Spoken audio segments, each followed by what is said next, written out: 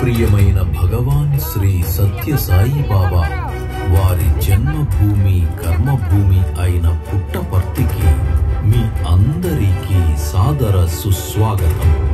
శ్రీ సత్య Sai central trust మొట్టమొదటిసారిగా చిత్రావతిలో water projection ప్రదర్శనను మన ప్రియమైన స్వామి దివ్య చరణాలకు సమర్పిస్తోంది.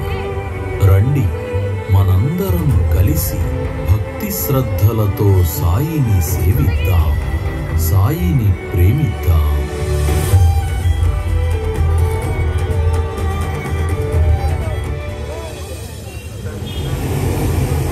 నన్ను గుర్తుపట్టారా? యమునా సరయూ నదుల్లా భగవంతుని అనుగ్రహానికి నోచుకున్న దానిని, పరమ శివుని స్పర్శతో పునీతమైన పావన గంగా నది అంతా అదృష్టవంతురాలిని, మీ చిత్రావతిని. ఈ పుణ్యభూమి గొల్లపల్లిగా వర్ధిల్లిన రోజులు నాకు తెలుసు. ఆ గొల్లపల్లి పుట్టలతో నిండి శాపగ్రస్త అయిన పుట్టవర్ధినిగా మారిపోవడం కూడా నేను చూశాను. అదే కాలక్రమేణా పుట్టపర్తి అయ్యింది. ఆనాటి నుండి ఈ పొడిబారిన భూముల్లో ప్రవహిస్తూ ప్రార్థిస్తూ గడుపుతున్నాను. ప్రతి వర్షాకాలంలో ఆశతో ఉప్పొంగిపోతాను. తీవ్రమైన వేసవిలో ఎండిపోయి నా ఉనికిని కోల్పోతూ ఉంటాను. నేను కూడా సాగర సంగమానికి నోచుకొని అభాగిని అయిన నదిలాంటి దానినేమో అనుకుంటూ ఉంటాను. ఈ లోయ చుట్టూ తిరుగుతూ ప్రవహిస్తున్న నేను ఒక మహత్తరమైన రోజున తేజోవంతమైన నీలి గోళం ఒకటి ఇక్కడికి దూసుకురావడం చూశాను. విచిత్రంగా అది నన్ను కలవరపరచలేదు. నాలో ప్రశాంతిని, ఒక ధైర్యాన్ని కలిగించింది. ఆ జ్యోతి పుట్టపర్తిలో దిగగానే ఏదో ఒక కళ సాకారమైనట్లు చెప్పలేని ఆనందం కలిగి పొంగిపోయాను.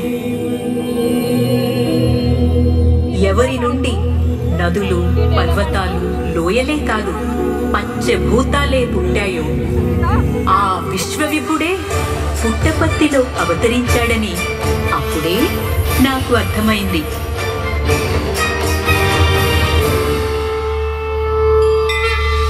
కొంతకాలం తరువాత గ్రామం నుండి తీరానికి వచ్చిన మహిళలు కొందరు ఒక అద్భుతమైన సంఘటన గురించి మాట్లాడుకుంటుంటే నేను విన్నాను. ఈశ్వరమ్మ ఇంట్లో ఏం జరిగిందో విన్నావా? అయ్యో, ఏం జరిగింది? బాగానే ఉందా? ఆమె గర్భవతి కదా. సత్యమ్మ తల్లి దయతో బాగుంటే అంతే చాలు. బాగానే ఉందిలే. అసలు సంగతి అది కాదు. నిన్న రాత్రి వాళ్ళింట్లో తంబూరా, మద్దెర, తాళాలు, ఇతర వాద్యాలు వాడంతట అవే మోగడం మొదలెట్టాయట. అమ్మో, నిజంగా విడ్డూరమే. ఎవ్వరి శ్వాస పిల్లగాలి సంగీతానికి ఊపిరో, ఎవ్వని గుండె సవ్వడితో గ్రహాలన్నీ లయబద్ధంగా చరిస్తాయో ఆ జగన్నాటక సూత్రధారి అవతరించాడని అర్థమైంది. ఆనాడు నేను చూసిన నీలి కాంతిపుంజం అవతరణ ఆయన ఆగమనానికి సూచన.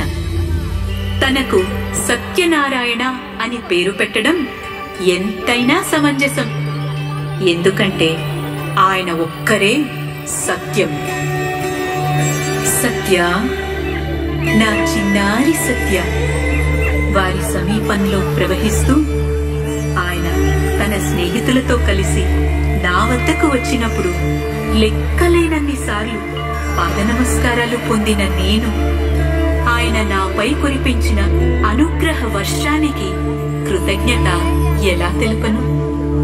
సత్య, నీళ్లు చాలా చల్లగా ఉన్నాయి. ఇంత పొద్దున్నే వచ్చి స్నానం చేయాలంటావా? అవునవును, కాసేపు ఆగి రావచ్చు కదా. ఎండెక్కాక వస్తే బాగుంటుందేమో. అటు చూడండి, సూర్యుడు ఉదయించబోతున్నాడు. ఈ సమయాన్నే బ్రహ్మ ముహూర్తం అంటారు. ఈ సమయం దైవాన్ని ప్రార్థించడానికి విశిష్టమైన సమయం. ఉదయాన వెలుగు వచ్చాక మనం స్పష్టంగా చూడగలం. చీకటి రాత్రి వేళ మనం నిద్రపోతాం. మనం జాగ్రత్తగా ఉండవలసింది సంధ్యాకాలంలోనే కాదంటారా?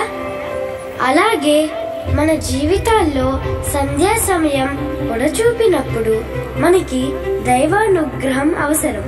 అందుకు సంధ్యా సమయంలో తప్పక ప్రార్థించాలని శాస్త్రాలు చెబుతున్నాయి. సత్య, నీకు ఇవన్నీ ఎలా తెలుసు? నువ్వు మా అందరికి గురువువి. అవునవును, సత్యమే మన గురువు.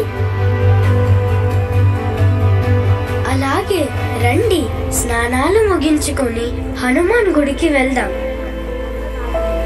అక్కడ మనం పండరి భజన మొదలు పెట్టచ్చు. స్నానం చేస్తూ నేను చెప్పినట్లు అనండి. గోవిందేతి సదా